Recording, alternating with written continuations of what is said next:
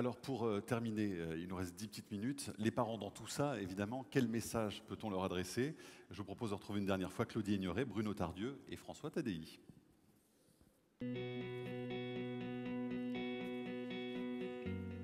Qu'on soit une espèce de communauté éducative qui vraiment essaie de trouver des solutions et de porter des visions sans obligatoirement trouver des responsables de ce qui ne va pas bien a priori. Donc une communauté éducative, solidaire, je dirais bienveillante, pour faire en sorte de trouver des solutions.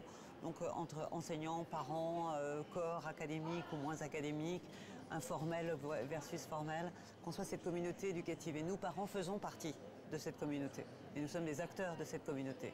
Ça, c'est le premier point. Le deuxième point, par rapport à nos enfants.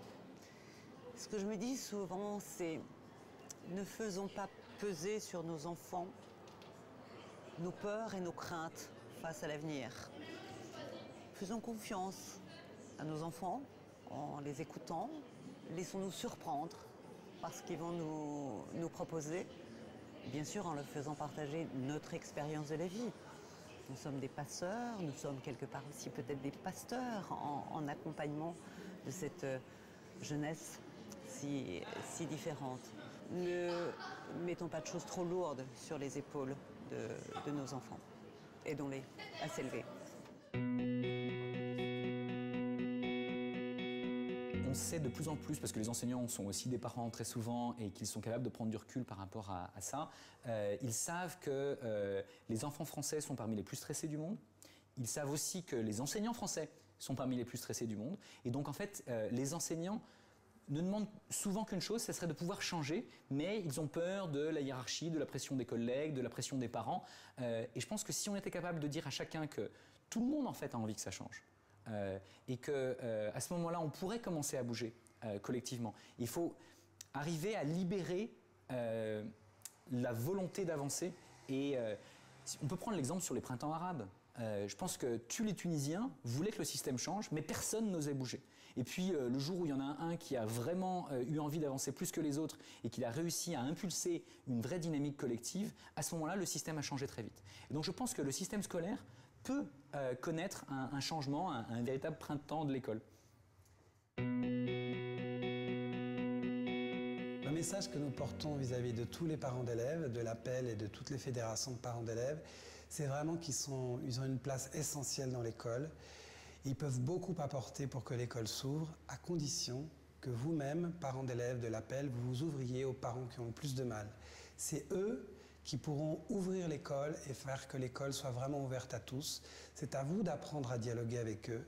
Ils ont peut-être un peu peur de vous, mais ils ont une très très grande envie de rentrer dans l'école de leurs enfants. Ça dépend de vous, de les accueillir, de les comprendre, de leur faire place dans vos fédérations, dans votre fédération de parents d'élèves. Et je pense que pour tous nos enfants, cela veut dire qu'ils vivront plus en paix dans l'école. Même les enfants qui réussissent bien à l'école, même les enfants qui sont d'un milieu aisé, souffrent du fait que l'école soit en tension, qu'il y ait tant de tension entre les enfants, qu'il y ait toujours la peur qu'un enfant soit éliminé. Et les enfants qui ont le moins de mal gagneront aussi beaucoup si les enfants qui ont le plus de mal se sentent enfin bien à l'école, enfin respectés et enfin on soit tous amis pour apprendre.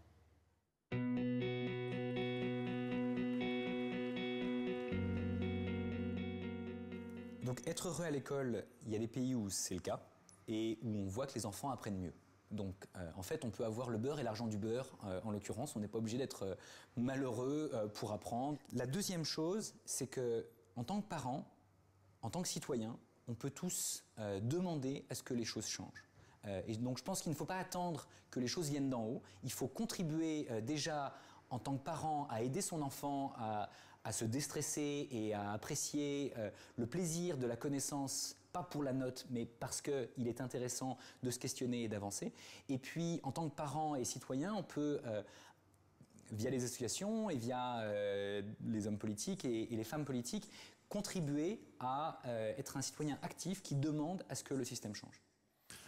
Alors pour terminer, Florence Rizzo, André Jordan, votre message évidemment aux parents et puis plus largement à tous nos amis de l'Appel qui vont repartir dans leur région dans quelques heures. C'est vrai qu'on le disait, on a beaucoup phosphoré pendant 3 jours. Ce serait dommage de repartir simplement avec un millefeuille un peu indigeste parfois en se disant mais qu'est-ce qu'on fait de tout ça? Parce que des idées, il y en a énormément. Par quel bout on peut commencer? Quel est vraiment le message que vous avez envie de nous adresser avant de se quitter? On commence avec vous, André Jordan? Déjà, ne pas attendre que toutes les choses viennent d'en haut. C'est ce que disait effectivement en François haut, Tadei c'est aussi. simplement mettre à disposition. Il faut vraiment faire les choses à la base. Par un réseau, par exemple. Ne pas se lamenter. Voir qu'est-ce qui est possible de faire déjà à la base. Qu'est-ce qu'on peut mettre en place dans son école avec d'autres personnes éventuellement. Ça, c'est le point de départ, si vous voulez. Et après, il y a des réflexions à avoir, bien sûr. C'est ce débat sur quels sont les savoirs importants pour aujourd'hui. Et un autre point important aussi, c'est comment on pourrait inventer l'école autrement. Par exemple, on n'a pas parlé de progression scolaire, mais pourquoi doit-on avancer de classe en classe? Pourquoi on ne pourrait pas faire le collège en 3 ans ou en 5 ans? Vous voyez, c'est des choses toutes bêtes qu'on pourrait faire, auxquelles on pourrait penser. Pourquoi on doit forcément apprendre jusqu'à 18 ans? Est-ce qu'on ne pourrait pas quitter l'école à 14 ans, à condition d'y revenir obligatoirement par la suite? Pourquoi on doit recruter les enseignants tels qu'ils sont? Pourquoi on ne pourrait pas recruter autrement, par exemple? Notamment un exigeant qui faisait un passage par la vie. Autrement, ils ne quittent jamais l'école, les enseignants. C'est des idées comme ça qu'il faut mettre en place progressivement si on veut changer la culture de l'école. En tout cas, vous réclamez un grand débat. Vous dites que c'est absolument Alors ça, indispensable. c'est le point de départ, c'est le grand tous les débat, et ça, acteurs. les parents. L'école ne pourra pas bouger en interne. Il y a trop de corporatisme qui bloque l'école, notamment au niveau des programmes, par exemple. Donc si on veut changer les programmes, c'est les parents qui peuvent exiger en disant « Je veux que mon enfant réussisse, c'est bien, il faut qu'il réussisse mon enfant, je comprends, mais autant qu'il apprenne des choses qui lui servent et autant qu'il soit évalué de façon intelligente. Le baccalauréat n'évalue pas de façon intelligente. Les élèves que je reçois 3 mois après l'université, ils ont pratiquement tout oublié de ce qu'ils ont appris pour le baccalauréat, par exemple. Ça sert à quoi, ce genre de choses? C'est un rituel, on fait une sélection, mais ça ne donne pas les savoirs pour comprendre un monde qui change ou se comprendre soi-même. Florence, vous disiez en préparant ce rendez-vous, c'est important aussi de valider l'expérience acquise des enfants en dehors de l'école. Hein, ça, c'est important aussi, parce qu'on apprend plein de choses en dehors des murs de l'école. Oui, l'école ne peut pas tout. En Afrique, on dit il faut tout un village pour élever un enfant. J'aime bien cette phrase parce qu'en fait, ça veut dire qu'il faut la vie, en fait. Les parents, les profs, les bibliothécaires, les responsables de musées, les animateurs socioculturels. Enfin voilà, il faut tout le monde pour grandir. Donc ça, c'est un point effectivement important. Et l'école catalyse, comme d'autres tiers-lieux d'ailleurs, de l'apprendre, que peuvent être donc les bibliothèques notamment, les possibles et ouvre le champ des possibles finalement. Donc c'est des lieux qui secouent et qui permettent de catalyser un peu plus rapidement peut-être ce qu'on aurait mis plus de temps à apprendre tout seul, en bricolant et encore.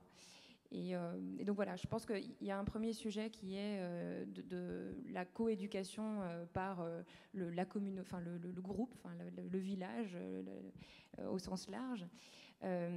Deuxièmement, la possibilité de donner à chaque enfant la possibilité de prendre des initiatives, d'être un acteur du changement.